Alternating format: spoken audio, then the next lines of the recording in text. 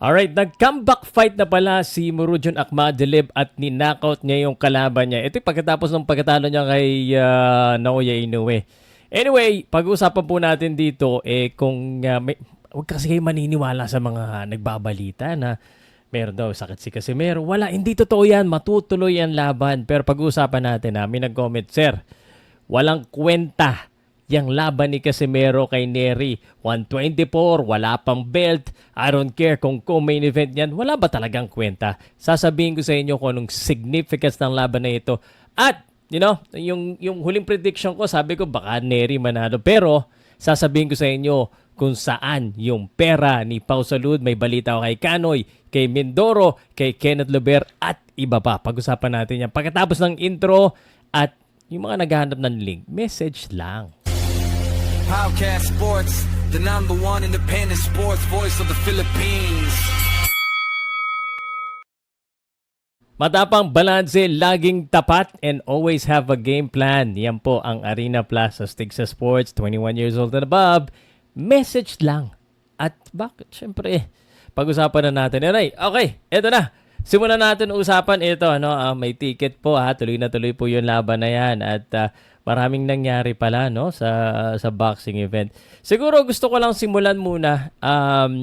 Ito po, natalo si Charlie Edwards. Hindi ko in-expect na matalo siya dito sa London sa kanya pong comeback fight. Ito yung kay Akhmadalib.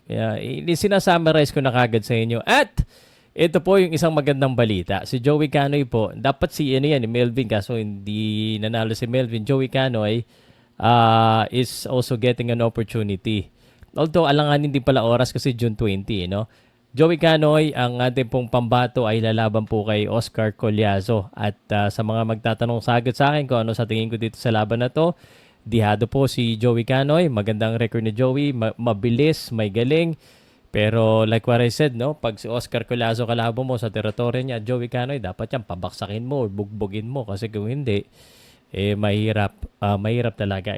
Yung nangyari sa mga huling laban ni Oscar Collazo sa mga Pilipino, delikado. So I hope maganda ang game plan nila. But I think baka heavy underdog si Joey Canoy dito sa laban na ito. Real talk, but good luck po kay Joey Canoy. This would change your life. I hope you're inspired. I hope you're motivated. Naalala ko, na-interview ko ito sa General Santos City. He's very motivated para sa pamilya niya. At ibang nagagawa ng pagiging world champion. Kita mo si Melvin, may bahay, may kotse.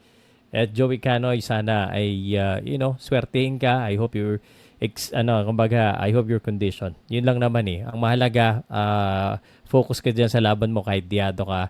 And, knockout po talaga. Tingin ko, malabo manalo ng decision dyan kay Oscar Collazo.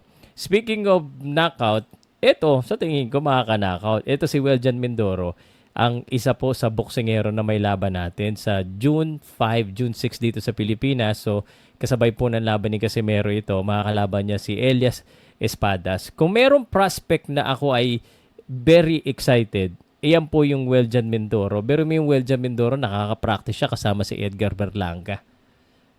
Excited ako dito dahil bihira po ang boksingero na malaki na prospect ng Pilipinas, undefeated. Undefeated, 16-0. Ang iniintay ko na lang talaga dito makalaban siya ng medyo mahirap-hirap. So, I think kaya niyang talunin itong Elias Espadas. I think bubugbugin niya ito, inanakaut niya ito without any hesitation. Ganyan po kagaling yung Weljan Mindoro. 26 na siya. So, I think anytime soon, mapapalaban na yan ng big. Naghihintay lang yan ng opportunity. And I think every one of us should be excited para dito kay Weljan Mindoro. So, good luck kay Weljan. Umaga yung laban niya sa June 6. So, balitaan na lang namin kayo kung ano pong mangyari sa laban yan. Speaking of laban, meron din ako isang idol na lalaban. June 30 naman, Christian Pete Laurente. Ito rin si Christian Pete Laurente is a high caliber, highly skilled fighter. So, I'm just waiting for him to have a fight outside.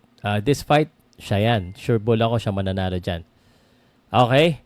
So, he's just, no disrespect kay Jing. Christian Pete Laurente, isa sa pinaka highly skilled na fighter na nakilala ko. Na, talagang may galing. Alright, and lastly, eto na. Nandoon na rin si Kenneth Lover. Nandoon na rin pala si Luis Neri. Ay, may gusto akong pakita sa inyo, no? Chinek ko yung Instagram ni Luis Neri, and let me go ahead and open Instagram right now. Parang hindi niya pinopromote yung laban niya kay General Casimero. Bakit kaya? Luis Neri. Hindi niya pinopromote eh. Wala man lang siyang poster or image about it. So, ito yung Instagram ni Luis Neri. Ito yung nasa Japan siya. Inoue Neri. Wala man lang mention ng Casimero dito. Loko to ah. Updated ba to? Wala eh. Tokyo, Japan. Nandoon na rin yata siya. Buti kung nandoon na siya kasi nasa kabilang mundo siya eh. Nasa kabilang part ng mundo. Hindi rin niya na pag-uusapan minsan. Mahirap mag-adjust although mas bata siya. In-explain ko nung isang araw, di ba? 37 na si Casimero, 31 si Luis Neri. So, mas bata siya. Dapat mas condition siya. So, anyway, ito na. Ito na inaabangan nyo. Significant ba itong laban? Wala bang kwenta itong laban na to? Kung sino man yung nagsabi na walang kwenta yung laban na ito, is probably bashing and hating on Casimero. Meron po. In fact, this is, I think, the most significant fight for him. Kahit ng 124. Of course, mas maganda sana kung may belt yung initially as planned. But to fight against Luis Neri is very significant for Casimero. And I truly believe pag tinalo niya si Luis Neri, alam mo kung ano sunod? Alam mo sunod? Pag tinalo niya si Luis Neri, mas malaking laban. No? And also, I think pag tinalo niya si Luis Neri, he might be extended sa Kameda from what I understand. No, I do not know exact detail, pero ito yung culminating eh. Culminating sa contract eh, yung big fight. So he might get another big fight, he might get to fight to another promotion, and baka sakaling meron siyang mapansin siya ito ako'y nalalabuan pa rin na mangyayaring Inoue at saka Casimero. Pero at least, may balita na baka manood si Inoue. I'm sure manonood si Inoue whether sa TV or sa venue. Pero pag tinalo niya si Neri ng napakagandang pagkapanalo, he gets an opportunity to fight the bigger opponents, yung talagang matindi. And the reason why I'm telling you this, kasi si Luis Neri po, nakarang po to. Si Casimero hindi nakarang kahit saan eh.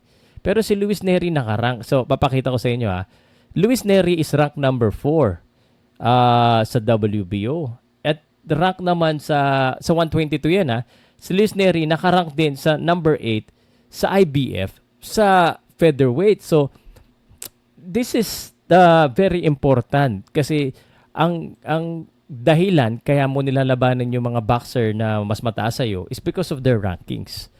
So, kung sino man yung nagsabi na walang kwenta yung laban na yan is hating. Because number 6 and number 4 sa bantamweight, super band, tsaka sa featherweight, number 8 sa IBF. So, siya yung posibleng pumalit sa ranking na yan. So, ito ibig sabihin nangangarap pa si Casimero na umakyat. So, this is very significant because he gets to go back to the ranking again. Ang kailangan kasi ni Casimero, dapat merong, nung panalo niyang huli, dapat merong naglalakad dyan eh. Merong isang manager na nilalakad, tinatawagan yung mga sanctioning bodies to consider him for the ranking. If it's me, that's what I would do. Because hindi naman basta-basta rin si Casimero kahit na may talo siya.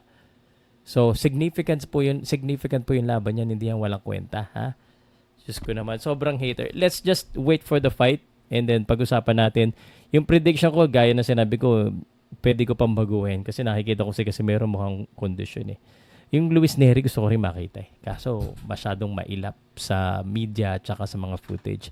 Kaya wala tayong idea eh. A-assume lang natin na condition si Luis Neri. Yung Casimero, hindi na mawawala yung duda ng mga tao. Again, let me know what you think, and do you think may kwenta o walang kwenta itong laban na ito? Please, be open-minded guys. I mean, just look at it as it is. Alright? Salamat guys Abangan natin June 6 yung laban ni Casimero. Kenneth Lover din. Kenneth Lover, mananalo yan. Knockout. Alright?